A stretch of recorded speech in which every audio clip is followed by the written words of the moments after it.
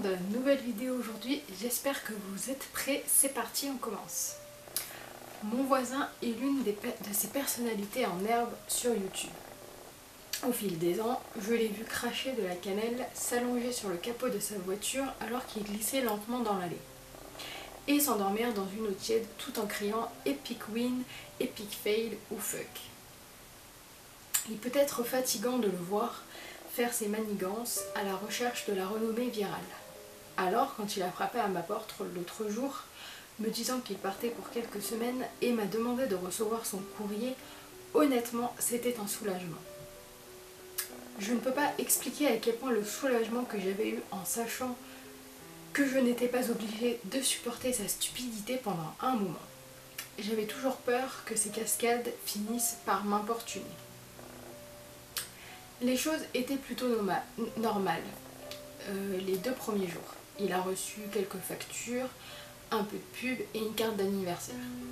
Puis un soir, je suis rentrée chez moi pour me trouver devant une boîte en carton qui attendait sous son porche. En grosses lettres rouges était écrit « Retour à l'expéditeur ». Je ne suis pas une petite nature, mais j'avoue que j'ai eu du mal à soulever la boîte tout seul. C'était vraiment très lourd. Traîner le carton de l'autre côté de la rue pour me rendre chez moi était encore plus difficile. Et j'ai vite compris qu'il était impossible que je le traîne dans les escaliers et par la porte d'entrée. J'ai décidé de laisser son colis dans mon garage. Ce n'était pas comme si j'avais gardé ma voiture à l'intérieur. La porte du garage était une plaie qui refusait de s'ouvrir sans des compétences accrues en cambriolage. Il était plus facile de le laisser dans la voiture dans l'allée que de se battre avec la porte du garage, matin et soir. Avec le recul, j'aurais dû poser le paquet pendant que j'avais du mal à ouvrir la porte, tenace. Mais vous savez ce que c'est. Quand vous avez une bonne prise sur un objet, inutile de le poser si vous n'êtes pas obligé de le faire. C'est au moment où j'ai frappé la porte pour la 3e fois que j'ai perdu l'emprise du colis, qui est tombé au sol. J'ai entendu une légère fissure à l'intérieur. Merde, me suis-je exclamée. J'espérais n'avoir rien cassé d'important. J'ai décidé de ne pas en parler à mon voisin et de le laisser supposer que la casse éventuelle soit produite pendant la livraison. Les mains libres, j'ai finalement réussi à décoller la porte du garage. J'ai traîné la boîte tout au long du chemin, la plaçant dans le coin de mon garage pour que mon voisin revienne la réclamer. Et puis j'ai tout oublié, jusqu'à ce que quelques jours se soient écoulés. Je ne sais pas exactement combien de temps il a fallu pour que l'odeur s'échappe de la fente sous la porte du garage à la maison, mais elle a progressé lentement. C'était une odeur nauséabonde, semblable à celle d'un putois.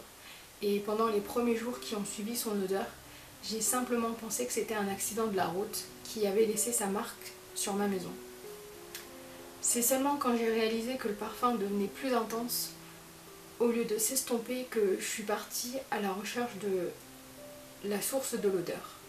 C'est à ce moment-là que j'ai ouvert la porte du garage et que l'odeur me renversa en me tenant le nez. Le coupable n'était pas difficile à identifier. Le seul changement dans mon garage était le carton dans le coin. À ce moment, j'ai pensé que c'était sûrement une boîte de viande que l'on commande par abonnement. La viande doit avoir pourri dans le carton à force de rester trop longtemps hors du réfrigérateur. Combien de kilos de viande pouvait contenir cette boîte si grosse et lourde? Je me suis couvert le nez en approchant de la boîte, une paire de ciseaux à la main. Je n'aurais probablement pas eu besoin de ciseaux pour l'ouvrir puisque le couvercle était trempé.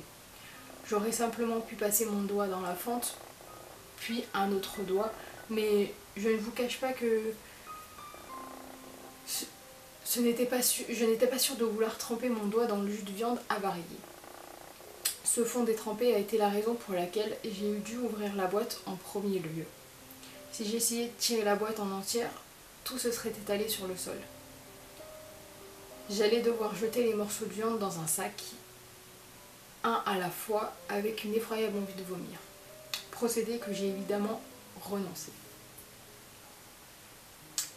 Mes ciseaux ont déchiré la bande adhésif au sommet de la boîte en carton. J'ai pensé que l'odeur ne pouvait s'aggraver, mais en ouvrant les volets, j'ai découvert une toute nouvelle gamme de puanteurs. C'était comme ouvrir un four en feu, mais au lieu d'une vague de chaleur, remontaient des vagues de pisse, de sueur, de merde et de putréfaction. C'était si terrible que j'ai reculé et déposé le contenu de mes tripes sur le béton. Je ne pensais pas que j'aurais pu gérer cette odeur mêlée aux horreurs de la boîte. Je n'ai pas honte d'admettre que j'ai couru vers la porte pour prendre une bouffée d'air frais, mais pendant le si peu de temps que j'étais restée dans le garage, l'odeur a eu le temps de de s'imprégner à mes vêtements. L'odeur restait accrochée à moi comme une ombre me suivant partout. Rien de ce que j'ai essayé n'a pu empêcher l'odeur d'entrer dans mes narines. Pas de désodorisant, pas de masque, même pas les 3 douches qui ont suivi et même pas les vêtements de rechange. Chaque seconde pendant que cette boîte était ouverte dans mon garage était une seconde durant laquelle l'odeur était permise de pénétrer dans ma maison.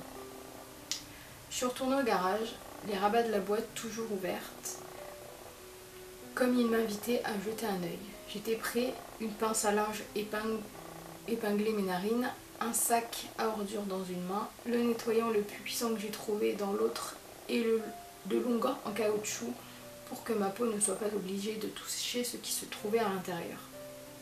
Mais il s'avère que je n'avais pas besoin d'aucune de ces choses. Je n'aurais pas besoin de toucher ou de nettoyer le contenu de cette boîte. Je ne ferais que subir des cauchemars toutes les nuits. Vous voyez, il y avait de la viande dans cette boîte, mais elle ne venait pas d'une vache ou d'un cochon. C'était pire que ça. C'était mon voisin, mort. Toujours en un seul morceau, mais mort. J'ai appelé les flics et naturellement ils m'ont emmené pour un interrogatoire. C'est un peu difficile de ne pas soupçonner l'homme avec un cadavre dans son garage. Heureusement, ils ont vite compris que je n'étais pas impliquée. Mon ADN était peut-être partout sur cette boîte, l'odeur pouvait laisser une marque dans toute ma maison, mais il y avait une preuve irréfutable entre les mains de mon voisin qui prouvait mon innocence. Une caméra. Ils ne m'ont montré les images qu'une seule fois. Je ne sais pas s'ils étaient autorisés à le faire ou s'ils se sentaient si mal pour moi. Ils se sont dit que cela ne pourrait pas faire de mal, de toute façon je l'ai vu. Mon voisin était assis dans la boîte, à l'extérieur d'une installation d'expédition, riant alors qu'il disait au monde comment il allait s'envoyer lui-même au-delà des frontières de l'État.